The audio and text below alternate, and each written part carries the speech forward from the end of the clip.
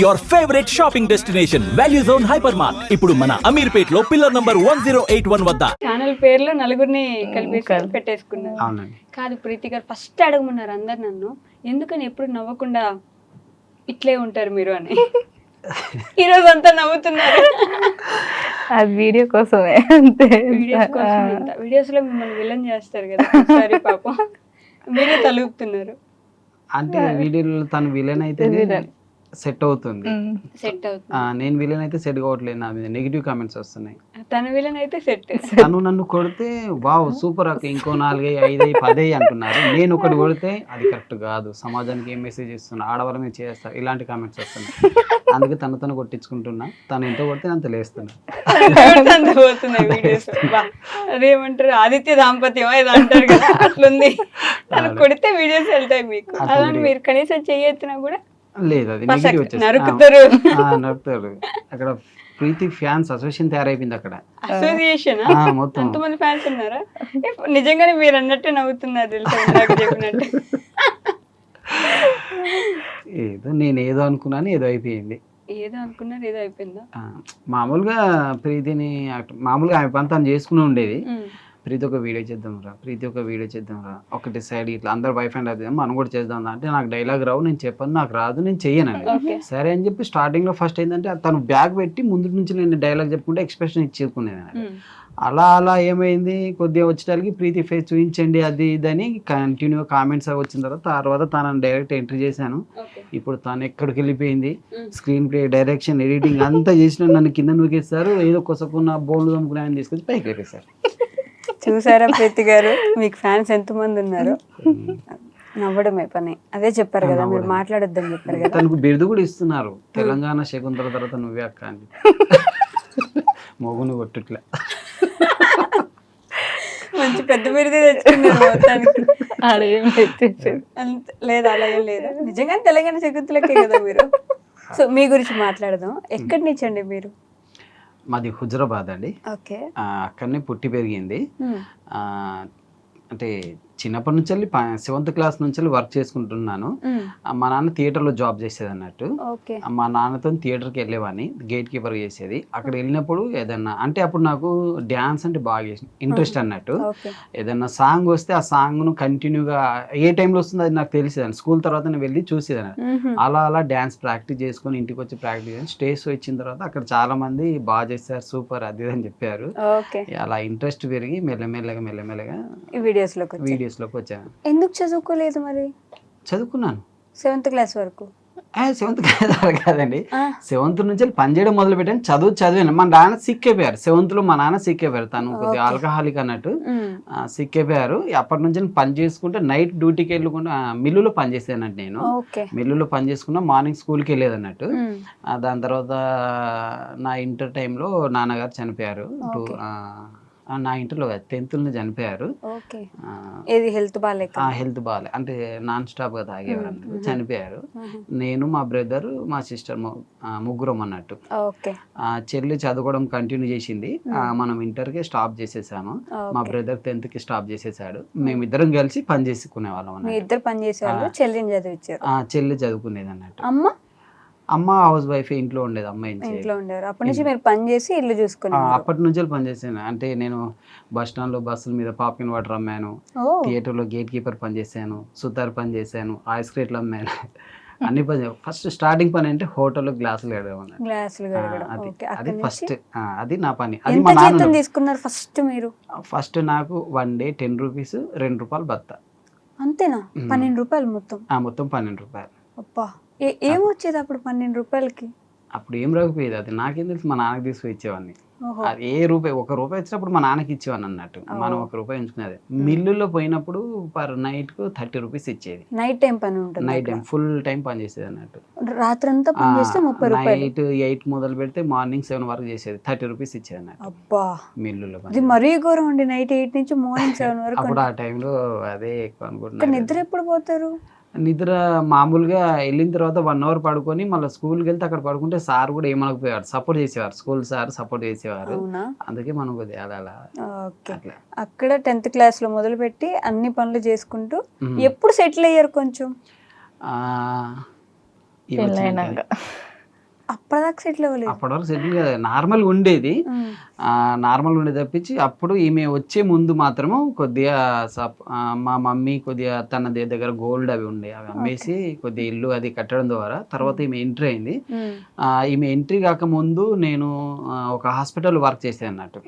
ఒక హాస్పిటల్లో పని నేర్చుకోవడానికి చెయ్యని పనే లేదు, అన్ని దగ్గర చేసేసినట్టు. అన్ని అయిపోయింది. థియేటర్లో గేట్ కీపర్ ఒక రోజు నైట్ సెకండ్ షో డ్యూటీకి వెళ్ళకపోతే ఆ మేనేజర్ తిట్టాడు అన్నట్టు.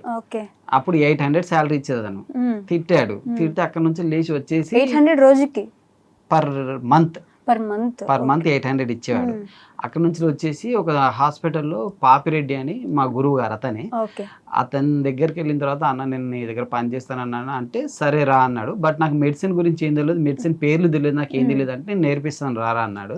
అతని దగ్గరికి వెళ్ళాను. అక్కడ కొద్దిగా లైఫ్ టర్న్ చేంజ్ అయింది. తర్వాత మ్యారేజ్ అయింది 2010లో. మ్యారేజ్ ఈమె అయిన తర్వాత అప్పుడు అతను శాలరీ 1200 ఇచ్చేవాడు అన్నాడు. అన్న నాకు మ్యారేజ్ అయింది 1200 శాలరీ సరిపోదన్న అంటే అంతకు మించి మనం ఏమి చేయను, లాస్ట్ 1800 ఇస్తాను. 1800 కూడా మ్యారేజ్ అయింది ఏం సరిపోతుంది అన్న, ఏం రాదన్నా అంటే నీ ఇష్టం చేస్తే చేయలేదు లేదంటే అప్పుడు నేను సొంతంగా నేను ఆర్ఎంపీ డాక్టర్గా ప్రాక్టీస్ మొదలు పెట్టాను. అప్పుడు దాంట్లో ఉన్న రోజులు నేర్చుకున్నాను, వర్క్ మొత్తం నేర్చుకున్నాను, థియేటర్ వర్క్ అదంతా నేర్చుకున్నాను. సొంతంగా ప్రాక్టీస్ పెట్టాను. ప్రాక్టీస్ పెట్టిన తర్వాత 2 years వరకు క్లిక్ అయ్యాను. అది కంటిన్యూస్. ఇప్పుడు ప్రెసెంట్ మాత్రం ఆర్ఎంపీ చేసుకుంటా ఇవి చేస్తాను. ఆర్ఎంపీ చేస్తున్నారు ఇప్పుడు, ఆర్ఎంపీ డాక్టర్. మీ గురించి మాట్లాడదాం పర్సనల్ గా. మీది ఏ ఊరు ఇంతకు ముందు పెళ్లి కాకముందు? హైదరాబాదే మాది. మీది హైదరాబాద్. ఓకే. మీ అమ్మ నాన్న ఏం చేసేవారు అప్పుడు? మా డాడీ ఆర్మీ. ఆర్మీయా? ఆర్మీ. ఓ, చదువుకున్నారా మీరు? 10th class. 10th class. ఏ మీ నాన్నగారు ఆర్మీ చేస్తున్నారు అంటే మా నాన్నమ్మ 10th దాకా చదివించి పెళ్లి చేసేసింది. 10th లోనే పెళ్లి అయిపోయింది? 10th తర్వాత పెళ్లి చేసేది. అయ్యో, అప్పటికి ఇంట్రెస్ట్ ఉండేనా మీకు పెళ్లి మీద? అంటే ఇంట్రెస్ట్ లేకుండే కానీ ఇప్పుడు చేయాలని వాళ్ళు చేసేసినారు. పెళ్లి చూపులకి తీసుకెళ్లారా మిమ్మల్ని? మా దాంట్లో అట్లా తీసుకోవరు. అవునా? అసలు పెళ్లి తర్వాతనే చూసి. మా దాంట్లో అట్లా ఉండదండి. యాక్చువల్ ఏంటంటే అమ్మాయి తరఫున వాళ్ళు వచ్చి అబ్బాయిని చూస్తారు, చూసి అబ్బాయి నచ్చాడా సరే వెళ్ళిపోతారు, ఓకేనే వెళ్ళిపోతారు. దాని తర్వాత అబ్బాయి తరఫు నుంచి వెళ్ళి అమ్మాయిలు వెళ్తారు, లేడీస్. ఆ లేడీస్ వెళ్ళి అమ్మాయిని చూస్తారు, ఓకే అంటారు. అన్న తర్వాత ఫోటోలు చూపించుకోవడం అంతే. నా ఫోటో తనకి, తన ఫోటో నాకు చూపించడం, ఫోటోలనే ఓకే అయిపోయిన తర్వాత ఫిక్స్ చేస్తారు, డేట్ ఫిక్స్ చేస్తారు, పెళ్లి చేసుకోవడం తప్పించి కనీసం మాట్లాడుకోవడం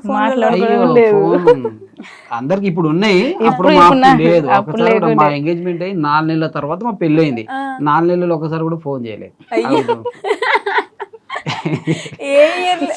అంటే మా ఇంట్లో కొంచెం స్ట్రిక్ట్. మా నాన్నమ్మ బాగా స్ట్రిక్ట్. మీ నాన్నమ్మ? వీళ్ళ నాన్నమ్మ బాగా స్ట్రిక్ట్. వీళ్ళు మొత్తం 6 members అండి. 5 అక్క చెల్లెలు, తను ఫస్ట్, లాస్ట్ ఒక బ్రదర్, 6 members. వీళ్ళ డాడీ ఆర్మీ జాబ్ చేసేది. వీళ్ళ డాడీ ఆర్మీ జాబ్ చేసినప్పుడు వీళ్ళ నాన్నమ్మే అందరినీ కంట్రోల్ పెట్టేది అన్నట్టు. మదర్ కూడా ఉన్నారు, హౌస్ వైఫే, కంట్రోల్ పెట్టేది. ఫస్ట్, సెకండ్, థర్డ్ వరకు 10th క్లాస్ చదివి 3 పెళ్లిళ్ళు అయిపోయాయి అన్నట్టు. 4th నుంచి మాత్రం వాళ్ళ డాడీ రిటైర్ వచ్చిన తర్వాత వాళ్ళ డాడీ దగ్గర నుండి వాళ్ళకి చదివించారు. ఇప్పుడు తనకు వీళ్ళ 4th sister కి వచ్చేసి ఆర్బీఐ బ్యాంక్ లో జాబ్ వచ్చింది, తను జాబ్ చేస్తుంది, బ్యాంక్ మేనేజర్. ఇంకో 5th sister వచ్చి సాఫ్ట్వేర్ జాబ్ చేస్తుంది. వీళ్ళ బ్రదర్ ఇంకా చదువుతున్నాడు. నైస్. అట్లా మిమ్మల్ని కూడా చదివించుంటే బాగుంటుంది అనుకుని ఉంటారు కదా మీరు ఖచ్చితంగా. తర్వాత ఏంటి కమల్ గారు మీరు అంటే తను ఎంత చదివిన ఏం లాభం అండి, పేరుకి హైదరాబాద్ లో పెరిగింది తప్పించి ఏం లేదు. రీలు చూసినట్టు ఎడిమోక. అదిగో మీకు ఇప్పుడు కూడా ఇంటర్వ్యూ కింద కూడా మీకు నెగిటివ్ కామెంట్స్ వస్తాయి చూడండి, మిమ్మల్ని వేసుకుంటారు. అంటే ఉన్నది ఉన్నట్టు చెప్తున్నాను, అంటే తనకి ఏం తెలియదు, అమాయకం. ఇప్పుడు మా పెళ్లి 2010 అయిందండి. ఇంతవరకు తను నన్ను ఒక్కసారి కూడా షాపింగ్ తీసుకెళ్ళమని అడగలేదు, మా ఇంటికి పంపినని అడగలేదు, నాకు ఒక డ్రెస్ ఇప్పేనని అడగలేదు, ఒక సినిమాకి తీసుకెళ్ళని అడగలేదు. ఇన్ని సంవత్సరాలు నేను ఇన్ని సంవత్సరాల్లో 2 సార్లు షాపింగ్ చేయించాను కావచ్చు. 15 సంవత్సరాల్లో 2 సార్లు షాపింగ్. తెచ్చి పెడుతుంది మొత్తం మా మమ్మీ చూసుకుంటా అన్నట్టు. మాది కంబైన్డ్ ఫ్యామిలీ, మా బ్రదర్ నేను కలిసి ఉంటాం అన్నట్టు. మాది కంబైన్డ్ ఫ్యామిలీ, ఉమ్మడి కుటుంబము. నేనేది తీసుకొచ్చినా మా అమ్మకి ఇచ్చేస్తాను, మా తమ్ముడు ఎంత తీసుకొచ్చినా మా అమ్మకి ఇచ్చేస్తాను అన్నట్టు. వీళ్ళిద్దరికి మొత్తం మా మమ్మీ ఏది మాకు కావాలంటేనే అత్తమ్మనే. మీరేం ఫీల్ అవ్వరు అట్లా? అంటే అందరూ ఉమ్మడి కుటుంబంలో ఉంటే మిమ్మల్ని ఎవరు పట్టించుకోరు, అట్లా ఏమన్నా ఉంటుందా మీకు? ఏం లేవు. ఎప్పుడు పొద్దున లేసామా, పని చేసుకున్నామా, తిన్నామా పడుకున్నామా తెల్లారిందా అంతవరకు వాళ్ళ పని తన పని అంతేనా? జెన్యున్ గా చెప్పాలంటే కరెక్ట్ గా ఉమ్. అంతే తప్పించి అంటే నైస్ అన్నట్టు అదృష్టం. ఇబ్బంది పెట్టరు ఇంట్లో ఎక్కడ? నన్ను అసలు నాకు మీ మమ్మీ నన్ను ఇలా అంది మా ఇట్లా చేస్తుంది అలా చేస్తుంది అని కొందరు పెళ్ళిన తర్వాత టార్చర్లు ఉంటాయి, వేరే పెడదాం వేరే ఉందాం. తనతో నాకు ఇంత టార్చర్ లేదండి, ఉమ్. అస్సలు కంప్లీట్ ఇంత కూడా అంటే ఇంత టార్చర్ లేదు. ఓకే. అందుకే నేను వీడియోలలో అమ్మాయిలతోని మీరు నవ్వుతారు ఏంటండి? ఇక్కడ మీరు సీరియస్ అవ్వాలి. వీడియోస్ లో ఎక్కడ పడితే అక్కడ అందరు అమ్మాయిలు వచ్చి డాన్స్ వేస్తున్నారు, అమ్మాయిలతో కలిసి వీడియోస్ చేస్తున్నారు. వీడియో కోసమే, కానీ మా హస్బెండ్ మంచోడు. అట్లా మీరు అమ్మాయికం ఉండబట్టే చెవిలో పూలు ఆ, పెడుతున్నారు మీకు. లేదు లేదు, ఇప్పుడు తను అంత నన్ను నమ్మింది కాబట్టి నాకు ఏదైనా తప్పు చేయాలని ఆలోచనప్పుడు తను గుర్తుకొస్తుంది, అందుకే చేయను. మామూలుగా ఫ్రెండ్లీ వరకు అట్లా చేస్తాను బట్ వీడియోస్ మాత్రం చేస్తారు. వీడియోస్ మాత్రం ఆ చేస్తాను. వీడియోస్ కింద కామెంట్స్ చూసారా ఎప్పుడైనా? అన్న వదిన ఉంది కదా మీకు, ఎందుకు వీళ్ళతో వీడియోస్ చేస్తారు మీరు? షాప్ అని రాగినట్టు రాకపోతే ఆవిడేం అనపలేదు మిమ్మల్ని, కామెంట్స్ లోనే. కామెంట్స్ నన్ను తను ఒక మాట అన్నది అందరూ వాళ్ళే వేస్తున్నారు, అంటే ఫాలోవర్స్ మాత్రమే వేస్తున్నారు కంటిన్యూగా. పాపం అంత మంచి వైఫ్ ఉంది, అంత కుందన బొమ్మలా ఉన్నారు ఆవిడ చూడడానికి. ఇంకెందుకంటే మీకు వేరే వాళ్ళతో డాన్సులు వీడియోస్? తనకు ఆ డ్యాన్స్ ఎక్స్ప్రెషన్స్ రాదండి, ఓన్లీ తను తెలంగాణ శకంతలని తల్లి అంతే తప్పించి ఈ ఎక్స్ప్రెషన్స్ రావు రావు. రావు అందుకని అట్లా షార్ట్ ఫిలిమ్స్కి వెళ్ళినప్పుడు వాళ్ళతో కలిసి అలా చేస్తుంటాను అన్నట్టు. మీరు ఒప్పుకుంటున్నారా దీనికి? ఒప్పుకుంటారు, ఏం చేస్తారు, మళ్ళీ నవ్వుతున్నారు. ఒప్పుకుంటారు. అన్నిటికీ ఇట్లా అదేదో ఒక రీల్ ఉంటది, నాకు తెలియదండి మా ఆయనకు తెలుసు అన్నట్టు. నేను అన్నిటికీ ఇట్లా చూస్తున్నారు తిరిగి. అంతేగా అంతేగా అంతేగా, ఇది మీరు కదా అనాలి ఆవిడ అంటున్నారు. అదే ఆమె అంటుంది.